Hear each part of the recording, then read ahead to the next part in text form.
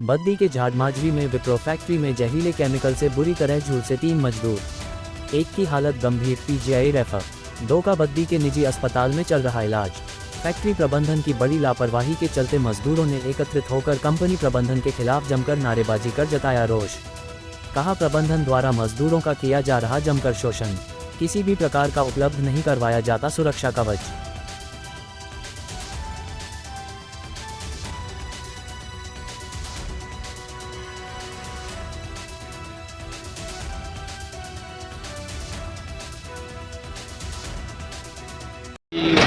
नहीं काम करती कल खाने वाली। कल हम जब एक्सीडेंट हुआ इसके बारे में हम बात करने के लिए गए नीचे। हमने लाइनें बंद कर दी थी बैच बनाने। हम राकेश आमरे के पास गए, उनसे बात की। उन्होंने बोला जो होता है होने दो, हमें कोई दिक्कत नहीं है, हम तुम्हारे लिए 15 दिन कंपनी बंद नहीं कर सकते, ये बोला उन्होंने हमारे लिए। और ना ग्लव्स देते हैं, हमें ग्लव्स भी देंगे तो 1-2 निकाल के देंगे, वो भी दूसरे देंगे पन्नी वाले। दूसरे सेफ्टी ग्लव्स हमने दिए नहीं आज तक, ना इन्हें भूल दिया हमें। अब पहन देते हैं पहनने के लिए, वो भी अगर गंदी हो जाती फिर मुड़ के नहीं आती। जिनके लिए गोगल और डांगरी, ग्लव्स और कैप, शूज,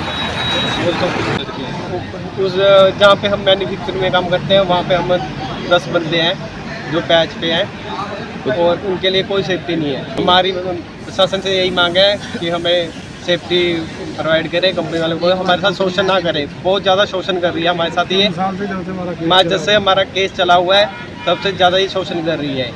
ऐसे धमकी देते हैं कि काम करना करो नहीं तो बाहर जाओ। किस चीज़ को लेके केस चला हुआ? सर हमारा एग्रीमेंट के लिए चला है और हमारा रेफर के लिए चला है नीचे प्लांट के लिए।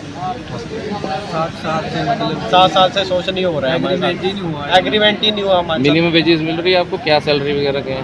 मिनिमम वेज हमें मिल रही। यहाँ पे कुछ लगाई यहाँ पे लगाई 13,500, दे रहे हैं हमें 12,500 तो ये आपका भी कॉन्ट्रैक्ट बेसिस पे है या कंपनी रोल पे? कंपनी रोल पे 8 साल हो गए। 8 साल पे जो कल हादसा हुआ उसमें कोई ठेकेदार का बंदा भी झुलसा? एनटी का बंदा था वहाँ पे, ट्रेनिंग पे था वो ना। यहाँ पे जहाँ पे वो काम कर रहा था वहाँ पे सुपरवाइजर मोल पे होता है, वहाँ पे खड़ा रहता है। सुपरवाइजर नहीं होता वहाँ पे, वो बोलता है करना करो नहीं तो रहने दो। तो जो एनटी का लड़का आप बता रहे हैं, इसका नाम क्या है और ये कहाँ का रहने वाला है, कुछ पता है? दूसरा हमें कुछ नहीं, हमारे पास उनकी इन्फॉर्मेशन कोई नहीं होती। नए बंदे आते हैं यहाँ पे यूपी का, कंपनी के रोल के जो पुराने बनते हैं उनको नहीं देते, वो नहीं भेजते वहाँ। कुमार है सर, मैं विप्रो कंपनी में काम करता हूँ।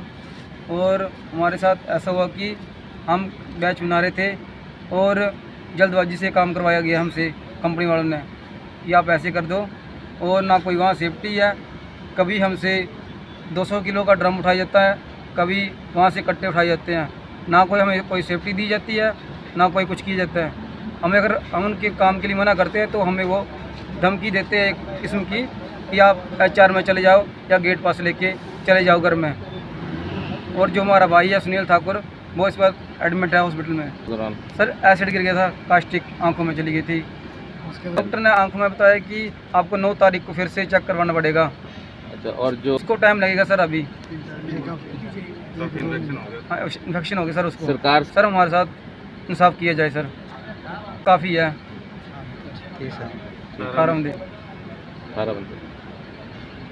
सेफ्टी इक्विपमेंट तो कुछ प्रोवाइड नहीं खास करवाए हैं, बाकी एक आध बार दिए थे से कंपनी में सेफ्टी इक्विपमेंट, वो डैमेज हो जाते, टूट जाते। जो कल जो इंसिडेंट हुआ वो ये इनको जो हमारे सेविंग क्रीम का बैच बनता है तो उसको साइड वेसल में एक वाटर फेस बनाते हैं, उसमें हम एक कास्टिक ऐड करते हैं, कास्टिक एडिशन ऐड करते हैं, उसका घोल बनाते हैं। तो ये लड़के वहाँ पे काम कर रहे थे।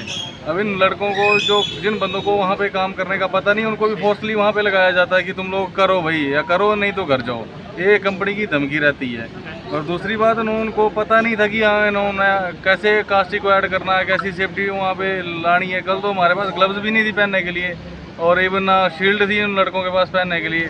और जैसे उन्होंने वो कास्टिक का कट्टा उठाया, उसको पानी में वो डाला, और वो जैसे ही उसमें धमाका हुआ तो उनके ऊपर कास्टिक पड़ गई। और जो हमारा जो सुनील भाई है वो तो काफ़ी, उसकी ऐसे बोल सकते हैं कि लाइफ ख़राब हो गई है। 70% तो वो डैमेज हो गया उसका शरीर, मतलब वो देखने लायक ही नहीं बचा है। और जो हमारा ये राजीव भाई है उसको आंखों में लगा, एक लड़का और था शायद उसको भी काफ़ी लगा है, वो उसको लेके भी नहीं गए, वो आंटी का लड़का था, उन्होंने कंपनी की तरफ से नहीं था।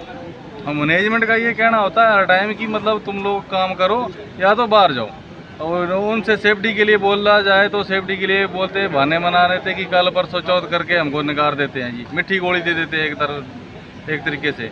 और दूसरे तरफ से मिश्रा जी से हमने बात की तो वो बोलते हैं कि आप चिंता मत करो, हम ये कर देंगे वो कर देंगे, झूठे आश्वासन दे रहे हैं काफ़ी टाइम से। हमको तो 3 साल हो गए, मैंने तो बोला भी था पिछले महीने इनको कि जिन बंदों को काम का पता नहीं है उनको मतलब अच्छे तरीके से काम की या तो नॉलेज दिए जाए या तो इनको उस चीज़ में लगाया ना जाए। मेरे साथ खुद ऐसा हुआ था कि मेरे को खुद दिक्कत होगी, मेरे को तो न्यूरो की दिक्कत हो गई है, तो केमिकल इन्फेक्शन से दिमाग पूरा एक तरीके से वो हो गया है। तो आप लोगों का मेडिकल चेकअप होता है यहाँ कंपनी में? मेडिकल नाम का चेकअप होता, कोई रिपोर्ट नहीं देते, एक बार बुलवा लेते हैं साल का और उसका कोई रिपोर्ट नहीं आती कि बंदे को क्या दिक्कत है, क्या उसका प्रोसीजर है, और ये बोल देते कि हमारे पास आ गई है, हमको पता है जी। ऐसे 500 रुपये दिए जी बस। तो HR के रंजीत साहब ले गए थे उनको जी। अच्छा। और एक दिलीप साहब सिक्योरिटी के हैं, वो ले गए थे। कार भी है कुंभकर्णी नींद सोई है जी, कुछ नहीं करती है, इनके पास आके मतलब सांठ गांठ कर लेती है। हमें तो भरोसा नहीं, हमें तो ये है कि मतलब जो हरासमेंट होती है बंदों के साथ, वर्कर के साथ, उसके साथ एक मतलब लीगली एक्शन होना चाहिए मैनेजमेंट के साथ खिलाफ। तो हमारा क्या होगा, हम तो वर्कर हैं, हम तो धरना देंगे, हम तो सरकार के खिलाफ ही धरना देंगे, हमको कर क्या सकते हैं, हम तो बस वर्कर बंदे हैं, हम तो जहाँ मर्जी वहाँ शोषण हो रहा है, मर रहे हैं, यहाँ भी मर रहे हैं, नीचे ही बंदे हैं ऐसे वो भी मर रहे हैं, उनको तो कोई पूछने वाला है ही नहीं है। मिश्रा साहब के पास जाओ तो बोलते हैं हाँ जी करेंगे जी, फिर बाद में बोलोगी सेफ्टी को प्रोवाइड करा दो, मेरे हाथ में कुछ नहीं है जी, बस होता होने दो। प्लांट की हालत बहुत ख़राब है।